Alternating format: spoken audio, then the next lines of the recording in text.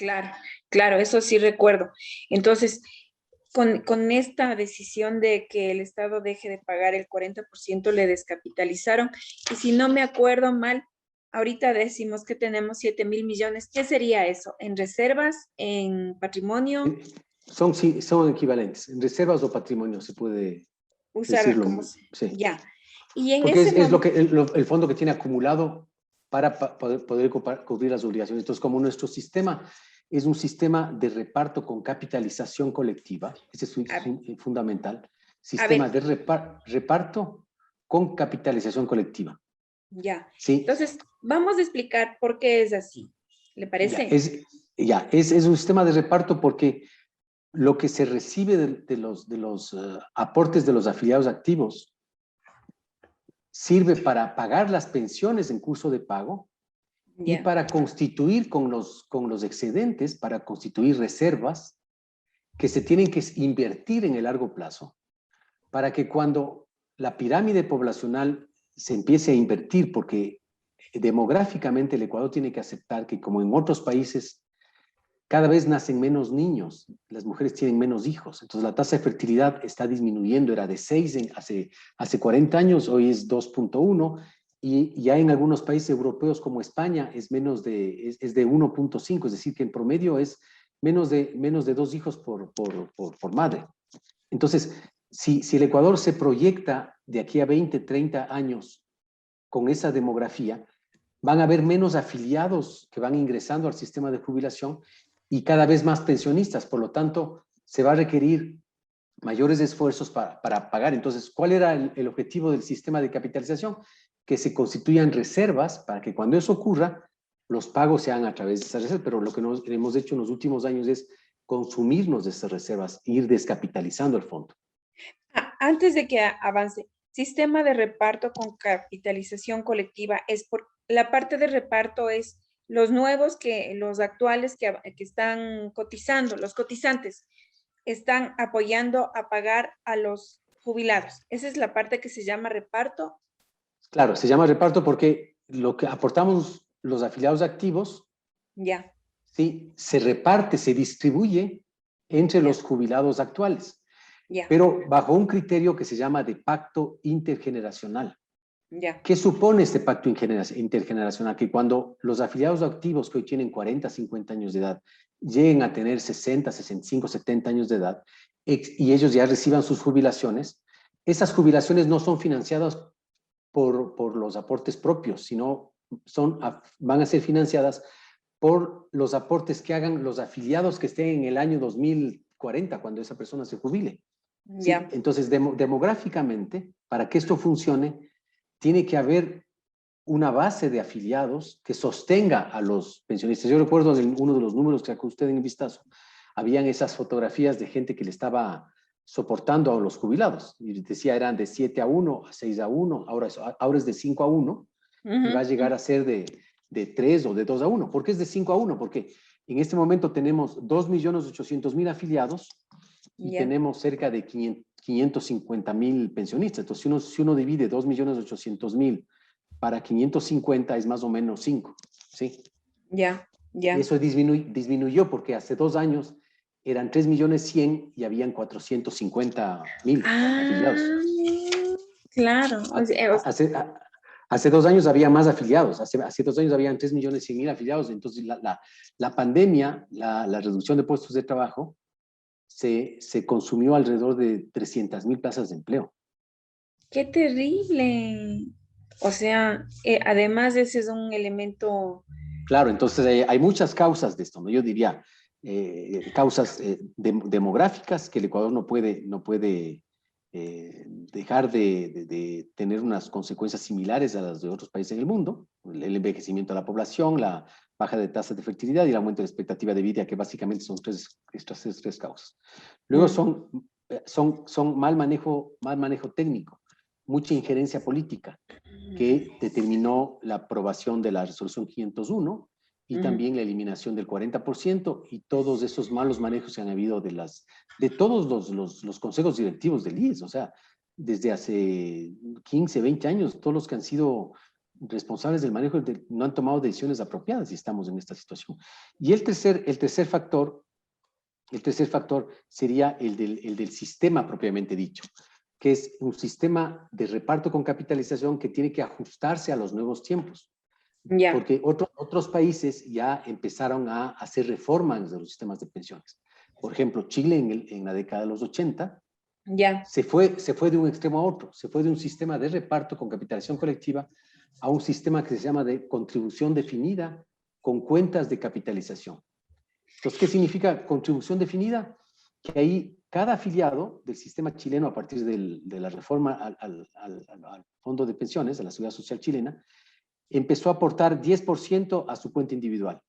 ya. Entonces, por ponerle en dólares, si alguien ganaba $1,000, $100 iban a su cuenta individual. Y esos $100 se empiezan a generar rendimientos financieros. Al siguiente mes son $201 con los intereses, sigue creciendo, creciendo, creciendo. Entonces, llega después de 30 años de que el sistema ha funcionado a tener los primeros jubilados. Entonces, los primeros jubilados han acumulado, no sé, voy a poner una cifra, $200,000, $300,000 en su cuenta individual. Ya, Entonces, cuando uno toma ese monto de su cuenta individual, eso es lo que tiene que financiar la propia pensión del jubilado. mi misma Entonces, plata. misma plata, no es que depende de la composición demográfica, del PIB, de factores demográficos, nada, es lo que él acumuló. Entonces, el sistema chileno es complejo de entender porque, por ejemplo, si hay una diferencia de apenas un mes de dos jubilados, el uno puede tener una pensión mucho más alta. ¿Por qué? Porque resulta que en ese mes que él se jubila, cuando se liquidaron esos fondos que estaban invertidos en acción, etcétera, se compró al valor de una acción que estaba muy alta. En Más cambio, que alta. su compañero que se jubila un mes después, le vende las acciones y las acciones están con precio bajo y por lo tanto su pensión es muy baja. Y también las personas que se han visto afectadas son sobre todo los jóvenes y las mujeres, porque las mujeres que se jubilan con una edad menor a de los hombres, las mujeres se pueden jubilar con 60 años y los hombres con 65. Entonces, cuando una mujer se jubila con los 60, a los 60 años de edad, con esos mismos $300,000 que le pongo de ejemplo, se debe dividir para un factor que tome en cuenta los años que le quedan por vivir esta mujer. Como es Ya. más joven, con 60 años, y vive más que los hombres, se divide para un factor mucho mayor en el denominador y por lo tanto la pensión de la mujer en Chile es mucho más baja que la pensión de un hombre. Y eso es lo que provocó las protestas. Entonces, el sistema chileno es un sistema que desde tres enfoques, por ejemplo, que nosotros podríamos mencionar que son los que se miran en los fondos de pensiones. El primer enfoque se llama el de la integridad. Ya, El segundo enfoque, el de la suficiencia. ya, Y el tercero, el de la suficiencia, perdón, sostenibilidad. ya, Entonces, en el de integridad, el fondo tiene las mejores notas porque está muy bien administrado, tiene una supervisión a través de una entidad gubernamental que determina dónde están invertidos esos fondos, hay diversificación, hay buenos ya. manejos, etcétera. ¿Sí? Entonces, lo que no pasa en el Ecuador. En el Ecuador, por ejemplo, los fondos de pensiones adolecen de una carencia de integridad, porque hay denuncias de corrupción, denuncias de malos manejos, de que se presta el dinero a los afiliados del BIES sin tener las garantías correspondientes, se les suben y les bajan las tasas de interés, les perdonan las deudas, tienen una cartera vencida enorme, más alta que los bancos privados. ¿Por qué? Porque la gente dice, ese dinero en realidad no nos pertenece y por lo tanto dejemos ahí. Pero eso está afectando el sistema. El segundo es el de la suficiencia. Ahí sí el Ecuador le gana las notas al sistema chileno. ¿Por qué Ya, suficiencia? Porque nuestro sistema es muy generoso. Hay pensionistas que reciben hasta el 100% de su sueldo de los mejores 5 años. Por ya, ejemplo, un obrero que se jubila con 60 años de edad, 61 años de edad y 40 años de afiliación, por ejemplo, ya, tiene derecho al 100% del promedio, ahora ya aritmético después de la resolución de la Corte Constitucional, promedio aritmético de los 60 mejores sueldos. Entonces, si él ganó $500 los últimos 60 meses, va a tener entonces una pensión de $500 mensuales. Ya. ¿Qué quiere decir esto? Que el jubilado recibe más de lo que él tenía cuando era trabajador activo, porque cuando era trabajador activo le descuentan el aporte al IES, que es el 10%, que es entonces $50. Él vivía con 450. Aquí, en cambio, va a recibir una pensión de $500. Entonces, esto ya es una ilustración de que el sistema es muy generoso. Entonces, el sistema en términos de suficiencia sí cumple los estándares internacionales. Una pregunta, ¿fue buena o fue positiva o fue negativa la resolución de la Corte Constitucional? Para el IES fue negativa, pero Ya. desde el punto de vista legal fue apropiada porque en el IES están acostumbrados a tomar decisiones en consejo directivo que están sobre la ley. Y Ya. eso hay una jerarquía de la norma jurídica que les obligó ahora a echar atrás esta resolución del cálculo que antes era con el promedio, la media geométrica, y ahora los obligaron a hacer con el promedio aritmético. La media geométrica es una función matemática que lo que hace es corrige el impacto que tienen cuando uno los últimos años empieza a aportar sobre sueldos muy altos. Entonces, una persona que venía aportando sobre $500 los últimos 6 meses empieza a aportar sobre 2,000.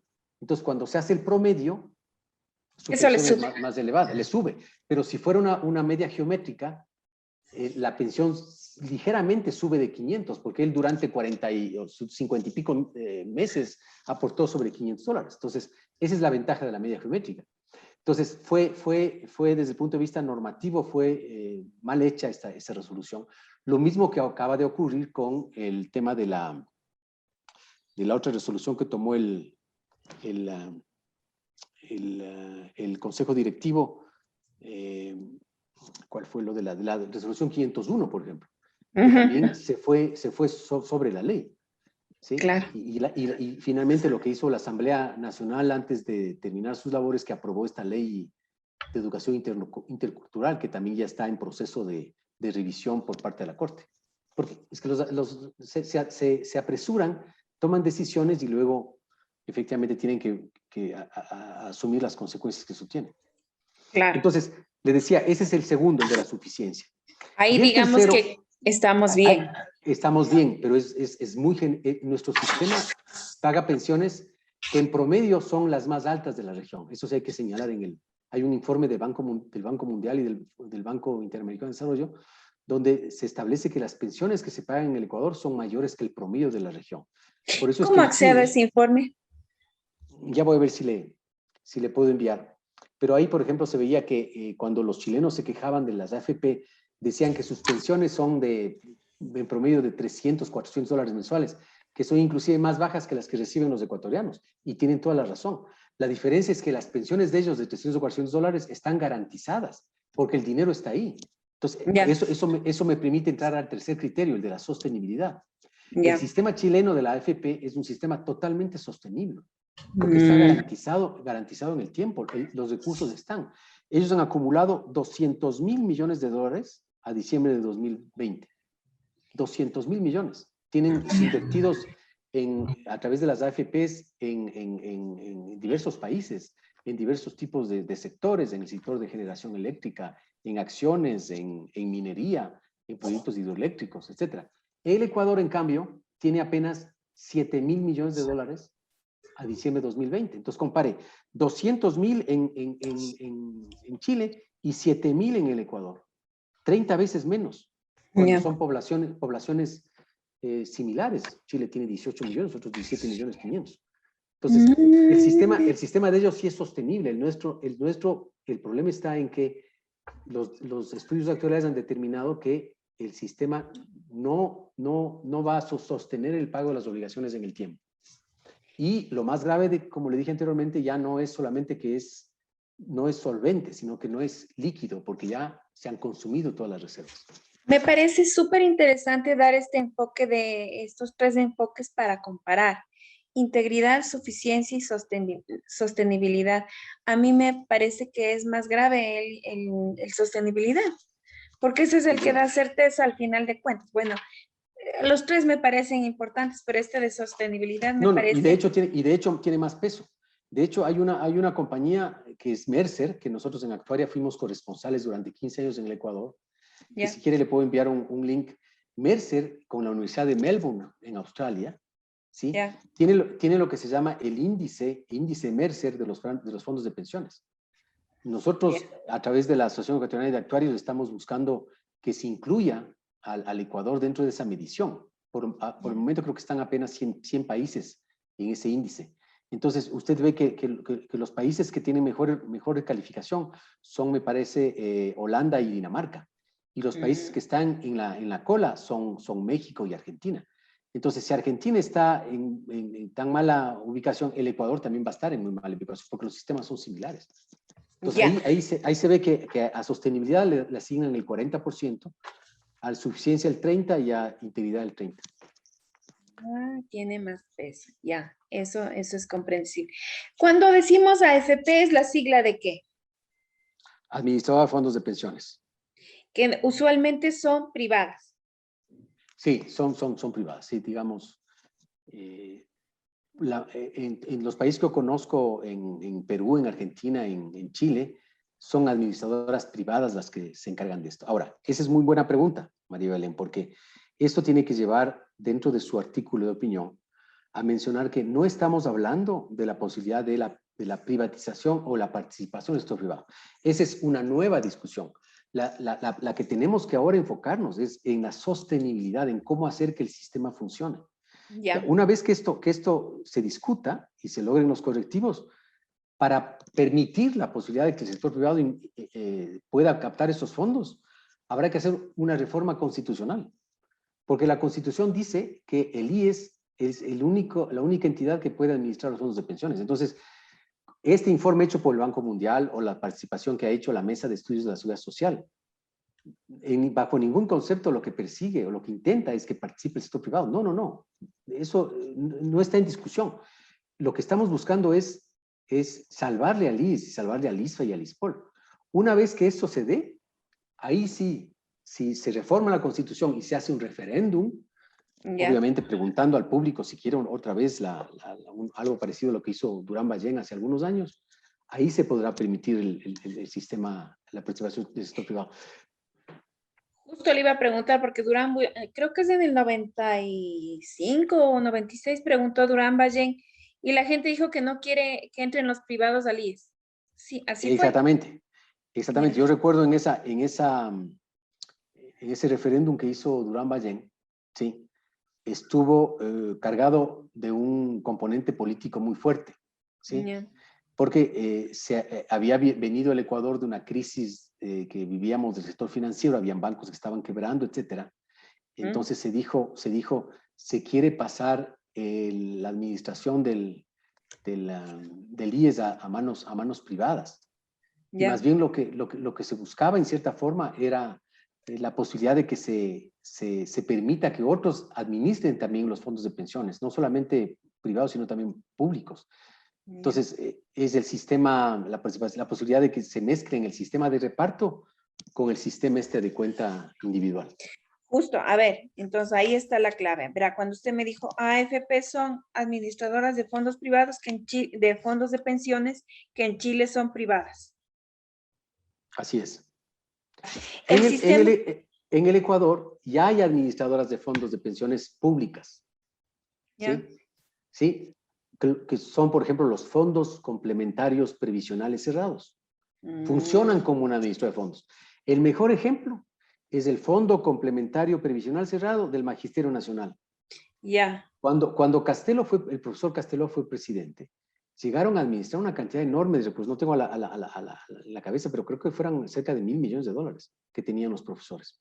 Luego el gobierno de Correa, cuando vio que había recursos, pasó una ley que obligó a todos estos fondos complementarios previsionales que superan los 70 a que le depositen en el BIES.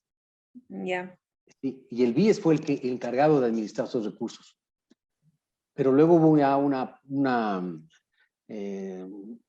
pronunciamiento de la Corte Constitucional indicando de que se reviertan los fondos y nuevamente pasaron a la administración de los profesores. Entonces, ¿los profesores qué ocurre? Los profesores manejan de manera separada al IES, como una AFP, su fondo de cesantía. Ellos aportan el 3% de su sueldo, si ganan $1,000 un profesor, paga $30 a esta cuenta individual, que es administrada a través del Fondo Complementario Previsional. Y este fondo complementario le da préstamos a los profesores cuando llegan a tener, no sé, $50,000, $100,000, les presta para que compre su vivienda, que haga su maestría, que se compre un auto. Y cuando el profesor se jubila del Seguro Social, le pagan en forma acumulada la cesantía que ha venido aportando con este fondo administrado de manera separada. Entonces, cuando la gente quiere satanizar la posibilidad de que hayan otras entidades que administren los fondos de pensiones, los propios profesores, por ejemplo, deberían ver a sí mismos que ellos crearon un sistema. Y es un sistema bastante bien manejado. Claro, ellos han hecho planes de vivienda, o sea, ellos han sembrado esa plata. Así es. Ya. Ahora, el sistema de Chile era, me dijo, no, el sistema de Chile. Contribución definida es de contribución definida con capitalización individual. Contribución definida. Contribución definida significa que uno hace un aporte constante, que sabe cuánto va a aportar cada mes, pero no tiene una garantía, no sabe con certeza qué va a ocurrir con su aporte.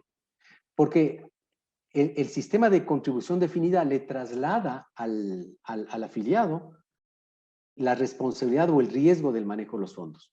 Es decir, si por ejemplo con ese 10% que recibe la AFP, $100 de primer mes, $100 de segundo, $100 de tercero, resulta que por ejemplo, solamente con un caso individual tiene $320 que recibió y resulta que quiere comprar la acción de Tesla, compra la acción de Tesla, ¿sí?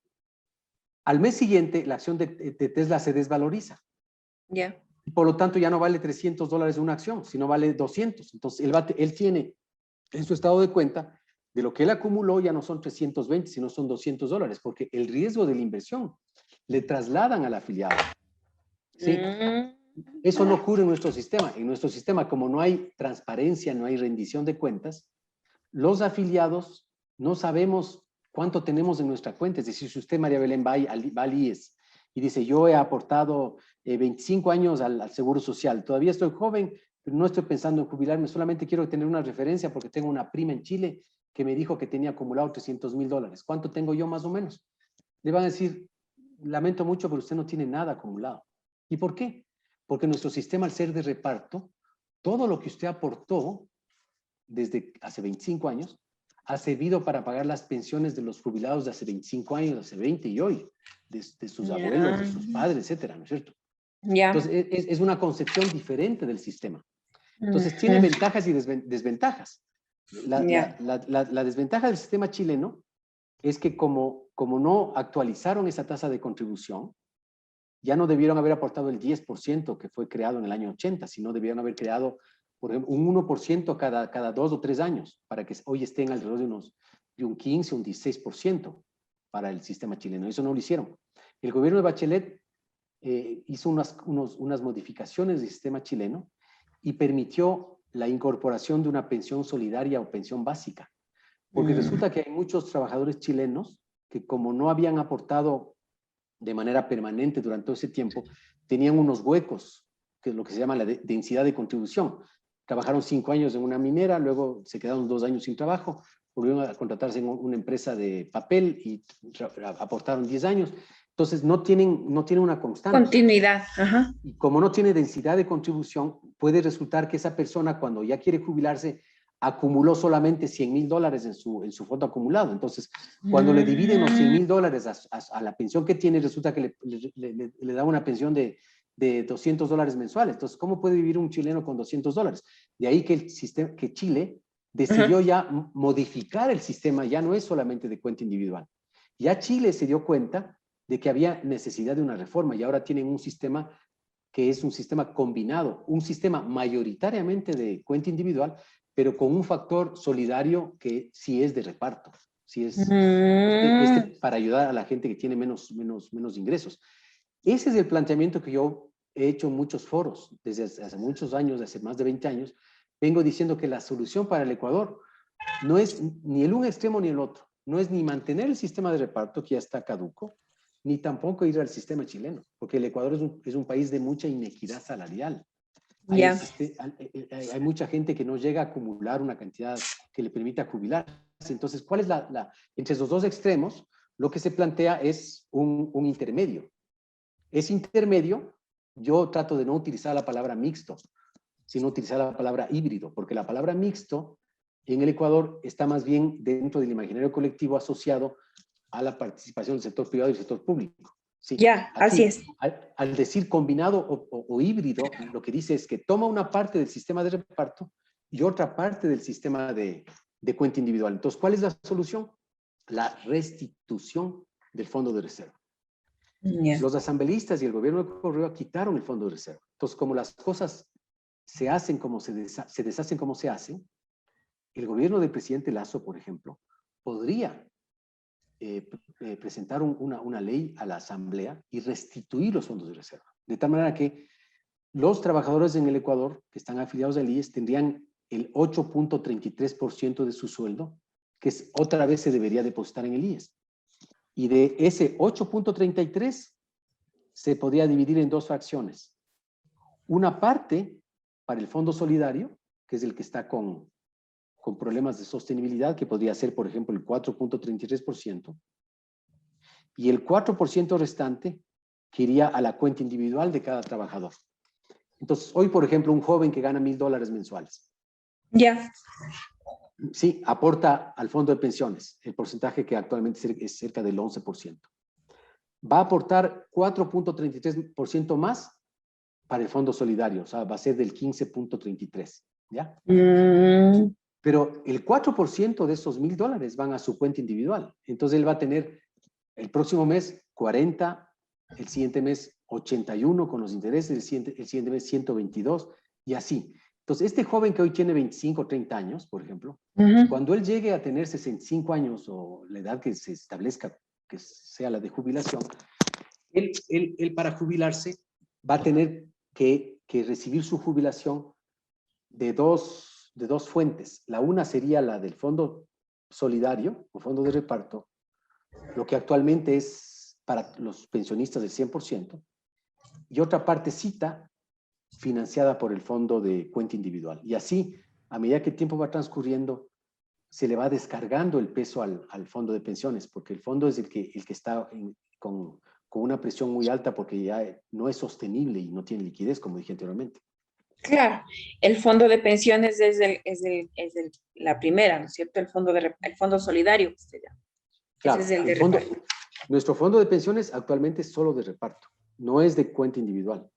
Lo que se busca es que sea una combinación, que siga manteniéndose con reparto, pero que se dé inicio al sistema híbrido combinado con una cuenta individual y que cada joven vaya sabiendo cómo va acumulando su cuenta para darle credibilidad al sistema, porque lo que las nuevas autoridades que se hagan cargo del IES tienen que entender que hay que generar confianza en los afiliados jóvenes, porque el momento que se dé paso, por ejemplo, al crecimiento económico, que es lo que busca el presidente Lazo con la inversión extranjera, mayor empleo, etcétera, entonces posiblemente hayan muchos jóvenes que se incorporen al mundo laboral y esos jóvenes van a querer efectivamente saber que lo que están aportando les va a beneficiar a ellos y no solamente para los actuales pensionistas.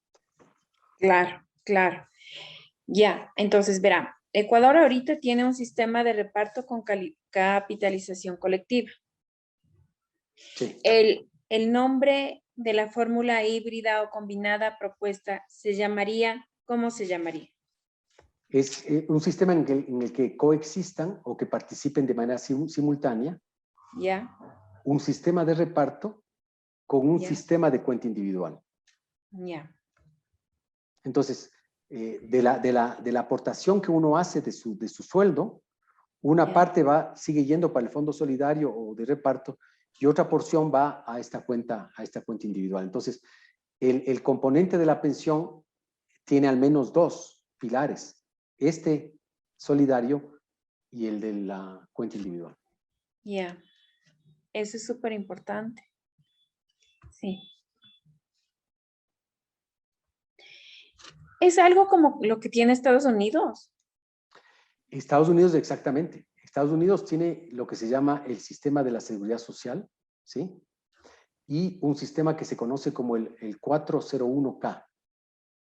401K porque es el artículo y el literal de la ley que se aprobó cuando se dio algunas reformas, que fue a mediados de los años 80, y que hoy ya más del 70% de todos los trabajadores en Estados Unidos tienen ese sistema. Entonces, Ya, cuando alguien se jubila en Estados Unidos, por ejemplo, con $100,000 anuales de sueldo, ¿sí? Recibe una pensión de $80,000 anuales, ¿no? De esos ya, $80,000, 30,000, por ejemplo, son pagados por la Seguridad Social.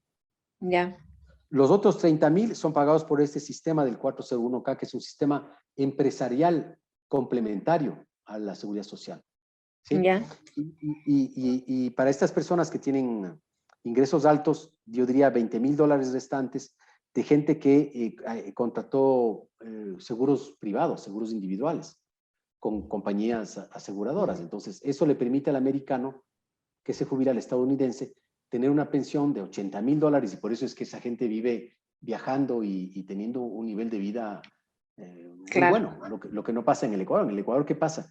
¿Qué ocurre? Que nosotros dependemos exclusivamente de la seguridad social. Entonces, cuando un alto ejecutivo, por ejemplo, que está ganando $4,000, $5,000 mensuales, se jubila, Ujú. resulta que con 30 años su pensión es de $1,800, porque es el tope con 30 años. Ya. Entonces, si vivía con $5,000, ¿cómo puede seguir viviendo con 1,800? Entonces, Mm, si ese ejecutivo hubiera sabido que podía crear un sistema complementario, nosotros en Actuaria tenemos un sistema que se llama el Acto a Par, que funciona ya, desde hace 15 años, y que ha permitido, por ejemplo, a los trabajadores de Actuaria tener fondos, jubilarse con un sistema mejorado, poder tener préstamos para compra de vivienda, para maestrías, para compra de autos, y lo administramos con un fideicomiso de una administradora de fondos. Funciona muy bien. Tenemos un fondo que ya acumuló más de $1,000,000, siendo una empresa pequeñita como la nuestra. Es súper interesante. Claro, yo le puedo enviar eso, pero eso ya me suena a public reportaje, usted de querer cobrar. No, pero con mucho gusto, ese es un caso de éxito de Actuaria. Ese caso de éxito de Actuaria se Ujú. dio hace 15 años. Nosotros creamos en nuestra empresa un sistema propio de jubilación. Ya, Entonces, ¿en qué consiste? De que la Actuaria pone un porcentaje del sueldo de cada trabajador. ya, Y de esa manera nosotros estamos fondeando la jubilación patronal, que también es un dolor de cabeza para muchos empresarios, claro. que es un tema que también en algún momento habrá que discutir, cómo se puede reformar la jubilación patronal. Entonces, nosotros como en Actuaria tenemos muchos clientes a los que hacemos estos estudios, decidimos crear este fondo complementario que se llama el Acto a Par, para fondear la jubilación patronal y también permitir a los trabajadores que aporten voluntariamente. Entonces, algunos aportan el 4, otros el 8, otros el 10%. Entonces, se tiene una administradora de fondos fuera de la compañía que les pasa un reporte de cuánto está acumulando, cuánto ha puesto la empresa. Y Ya. ellos, cuando ya acumulan una cantidad, digamos, interesante, pueden pedir préstamos, pueden irse de viaje o financiar su maestría. Entonces, este sistema del Acto a Par, yo creo que debería ser puesto en conocimiento del sector privado, para que aparezca un sistema complementario al de la seguridad social. Porque el IES, tal como está, si no se hacen los correctivos del caso, va a desaparecer el fondo de pensiones. Exacto, o sea, el primer campanazo de la nota es decir, bueno, el fondo si no se hace algo de inmediato, desaparece en 2 años. Es así, ¿no es cierto? Sí, sí. Ya. Eh, Como este llamado de inmediato de atención. Y entonces, ¿qué es lo que hay que hacer? Eso sería la gran pregunta. ¿Qué debemos hacer para que no desaparezca en 2 años? Bueno, hay siete causas, 7 soluciones que yo he planteado en algunos foros, ¿no? Ya, La una solución es una que es fácil de adoptar, porque es solamente de carácter operativo, es dotar de una verdadera gobernanza al Seguro Social. ya, Gobernanza quiere decir que esté integrado con principios de buen gobierno corporativo, con unos delegados que defiendan los intereses del IES y no que efectivamente estén a disposición de los apetitos del gobierno de turno. Entonces, primero, gobernanza. Ya, El segundo es cuantificar la deuda que tiene el Estado, tanto con el Fondo de Pensiones como con el Fondo de Salud, y proponer ya, un plan de pagos, ¿sí? O sea, tiene que establecerse ya a través de una auditoría externa, independiente, decir, esto es lo que le debe el Ministerio de Economía y Finanzas al IES, y por lo tanto, en un plazo de tantos años, se van a proceder con los pagos correspondientes. Y